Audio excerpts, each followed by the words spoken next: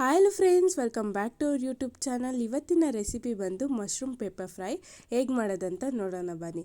ಇಲ್ಲಿ ಒಂದು ಪಾತ್ರೆ ಇಟ್ಕೊಂಡು ಪಾತ್ರೆ ಕಾದ್ಮೇಲೆ ಒಂದು 3 ಟೇಬಲ್ ಸ್ಪೂನ್ ಆಗೋಷ್ಟು ಎಣ್ಣೆ ಹಾಕ್ಕೊಳ್ಳೋಣ.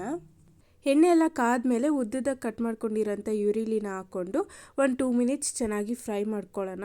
ಸೊ ಈರುಳ್ಳಿಯಲ್ಲಿ ಸ್ವಲ್ಪ ಕಲರ್ ಚೇಂಜ್ ಆಗೋವರೆಗೂ ಫ್ರೈ ಮಾಡಿಕೊಂಡ್ರೆ ಸಾಕು. ಇವಾಗ ಈರುಳ್ಳಿ ಎಲ್ಲ ಚೆನ್ನಾಗಿ ಫ್ರೈ ಮಾಡ್ಕೊಂಡ್ಮೇಲೆ 1-2 ಹಸಿಮೆಣಸಿನ್ಕಾಯಿ ಮತ್ತು ಸ್ವಲ್ಪ ಕರ್ಬೇವಿನ ಸೊಪ್ಪು ಹಾಕ್ಕೊಂಡು ಚೆನ್ನಾಗಿ ಫ್ರೈ ಮಾಡ್ಕೊಳ್ಳೋಣ. ಇವಾಗ ಇದೆರಡು ಚೆನ್ನಾಗಿ ಫ್ರೈ ಮಾಡ್ಕೊಂಡ್ಮೇಲೆ 1 ಟೇಬಲ್ ಸ್ಪೂನ್ ಆಗೋಷ್ಟು ಶುಂಠಿ ಬೆಳ್ಳುಳ್ಳಿ ಹಾಕ್ಕೊಂಡು ಚೆನ್ನಾಗಿ ಫ್ರೈ ಮಾಡ್ಕೊಳ್ಳೋಣ. ಸೊ ಶುಂಠಿ ಬೆಳ್ಳುಳ್ಳಿ ಪೇಸ್ಟಲ್ಲಿರೋಂಥ ಹಸಿ ವಾಸನೆ ಎಲ್ಲ ಹೋಗೋವರೆಗೂ ಚೆನ್ನಾಗಿ ಫ್ರೈ ಮಾಡ್ಕೋಬೇಕಾಗುತ್ತೆ. ಇವಾಗ ಶುಂಠಿ ಬೆಳ್ಳುಳ್ಳಿ ಪೇಸ್ಟಲ್ಲಿರೋಂಥ ಹಸಿ ವಾಸನೆ ಎಲ್ಲ ಹೋದ್ಮೇಲೆ 1 ಪ್ಯಾಕೆಟ್ ಆಗೋಷ್ಟು ಮಶ್ರೂಮ್ ಅಂದರೆ ಅಣಬೆನ ಒಂದು 3-4 ಸತಿ ಚೆನ್ನಾಗಿ ತೊಳ್ಕೊಂಡು ಇವಾಗ ಇದಕ್ಕೆ ಹಾಕ್ಕೊಂಡು ಚೆನ್ನಾಗಿ ಫ್ರೈ ಮಾಡ್ಕೊಳ್ಳೋಣ. ಮಶ್ರೂಮ್ನೆಲ್ಲ ಹಾಕ್ಕೊಂಡು ಒಂದು ಸತಿ ಚೆನ್ನಾಗಿ ಮಿಕ್ಸ್ ಮಾಡಿದ್ಮೇಲೆ ಇವಾಗ ಇದಕ್ಕೆ ರುಚಿಗೆ ತಕ್ಕಷ್ಟು ಉಪ್ಪು ಮತ್ತು ಅರಿಶಿನ ಪೌಡರ್ನ ಹಾಕ್ಕೊಂಡು ಚೆನ್ನಾಗಿ ಮಿಕ್ಸ್ ಮಾಡ್ಕೊಳ್ಳೋಣ. ಸೊ ಇದನ್ನೆಲ್ಲ ಒಂದು ಸತಿ ಮಿಕ್ಸ್ ಮಾಡಿದ್ಮೇಲೆ ಮಶ್ರೂಮಲ್ಲಿರೋ ಅಂಥ ನೀರಿನ ಅಂಶ ಎಲ್ಲ ಚೆನ್ನಾಗಿ ಬಿಟ್ಕೋಬೇಕು. ಸೊ ಅಲ್ಲಿವರೆಗೂ ಇದನ್ನೆಲ್ಲ ಚೆನ್ನಾಗಿ ಫ್ರೈ ಮಾಡ್ಕೋಬೇಕಾಗುತ್ತೆ. ಹಾಗಾಗಿ ಒಂದು 3 to 4 ಮಿನಿಟ್ಸ್ ಲಿಡ್ ಕ್ಲೋಸ್ ಮಾಡಿಬಿಟ್ಟು ಇದನ್ನು ಚೆನ್ನಾಗಿ ಫ್ರೈ ಮಾಡ್ಕೋಬೇಕಾಗುತ್ತೆ. ನೀವು ನೋಡ್ತಾ ಇರ್ಬೋದು, ನಾವು ಯಾವುದೇ ರೀತಿ ನೀರು ಏನೂ ಹಾಕಿಲ್ಲ. ಸೊ ಒಂದು 3 to 4 ಮಿನಿಟ್ಸ್ ಆದಮೇಲೆ ಮಶ್ರೂಮಲ್ಲಿರೋ ಅಂಥ ನೀರಿನ ಅಂಶ ಎಲ್ಲ ಚೆನ್ನಾಗಿ ಬಿಟ್ಕೊಂಡಿದೆ. ಇನ್ನು ಮಶ್ರೂಮ್ ಎಲ್ಲ ಚೆನ್ನಾಗಿ ಬೆಂದಿಲ್ಲ.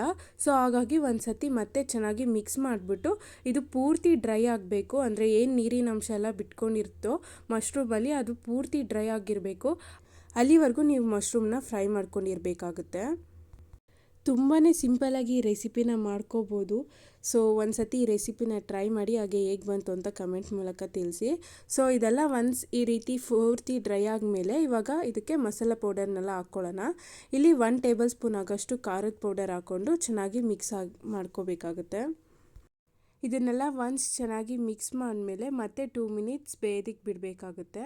ಯಾಕಂದರೆ ಇದರಲ್ಲಿರೋ ಅಂಥ ಹಸಿ ವಾಸನೆ ಎಲ್ಲ ಹೋಗಿ ಮಶ್ರೂಮ್ಗೆ ಅದು ಖಾರದ ಪೌಡರ್ ಏನು ಹಾಕಿರ್ತೀವೋ ಅದು ಪೂರ್ತಿ ಮಶ್ರೂಮ್ಗೆ ಹಿಡಿಬೇಕಾಗುತ್ತೆ. ಹಾಗಾಗಿ ಒಂದು 2 ಮಿನಿಟ್ಸ್ ಲಿಡ್ ಕ್ಲೋಸ್ ಮಾಡಿದ್ರೆ ಸಾಕು.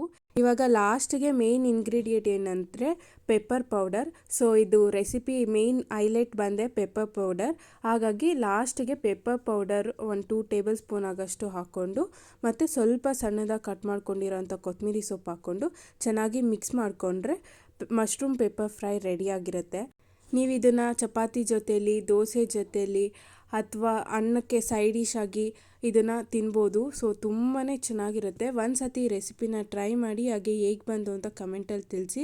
ನೀವಿನ್ನೂ ನಮ್ಮ ಚಾನಲ್ನ ಸಬ್ಸ್ಕ್ರೈಬ್ ಮಾಡಿಲ್ಲ ಅಂದರೆ ಸಬ್ಸ್ಕ್ರೈಬ್ ಮಾಡಿ, ಹಾಗೆ ಪಕ್ಕದಲ್ಲಿರೋ ಬೆಲ್ಲೈಕನ್ನ ಕ್ಲಿಕ್ ಮಾಡಿ. ಸೊ ದಟ್ ನಾವು ಹಾಕೋ ಹೊಸ ವೀಡಿಯೋಸ್ ಎಲ್ಲ ನಿಮಗೆ ನೋಟಿಫಿಕೇಷನ್ ಆಗಿ ಬರುತ್ತೆ. Thank you for watching.